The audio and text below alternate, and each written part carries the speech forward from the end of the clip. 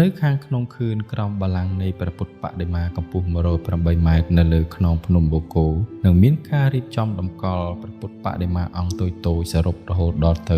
84,000 អង្គដែលតំណាងឲ្យ 84,000 ព្រះធម្មខណ្ឌក្នុងគម្ពីរព្រះត្រៃបិដក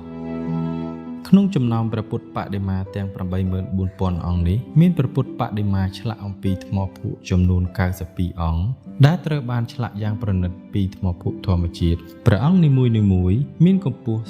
0.67 ម៉ែត្រនិងទទឹង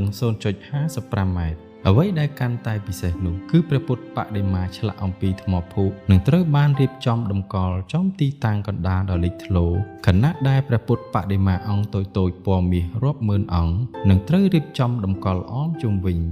មិនត្រឹមតែប៉ុណ្ណោះទាំងព្រះពុទ្ធបដិមាពណ៌មាសនិងព្រះពុទ្ធបដិមាឆ្លាក់អំពីថ្មភក់សុទ្ធតែអនុញ្ញាតឲ្យពុទ្ធបរិស័ទចូលរួមជាវបាន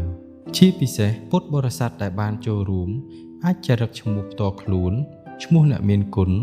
ឬឈ្មោះមនុស្សជាទីស្រឡាញ់ដើម្បីភ្ជាប់និស្ស័យក្នុងការកសាងព្រះពុទ្ធបដិមាអង្គនេះរាល់ឈ្មោះដែលបានចារឹកនឹងស្ថិតនៅជាប់ជាមួយព្រះពុទ្ធបដិមាដោយព្រះអង្គនឹងគង់ជាសម្បត្តិវប្បធម៌សាសនាជាតិតជំនាន់សម្រាប់ជាទីសក្ការៈដ៏ឧត្តមឧត្តមរបស់ពុទ្ធសាសនិកជនទាំងអស់ប្រសិនបើបងប្អូនពុទ្ធបរិស័ទមានបំណងចង់ភ្ជាប់និស្ស័យក្នុងការកសាងព្រះពុទ្ធបដិមានេះសូមទំនាក់ទំនងតាមរយៈលេខទូរស័ព្ទរបស់គណៈកម្មការទទួលបច្ច័យដែលមាននៅក្នុងវីដេអូនេះសូមអរគុណ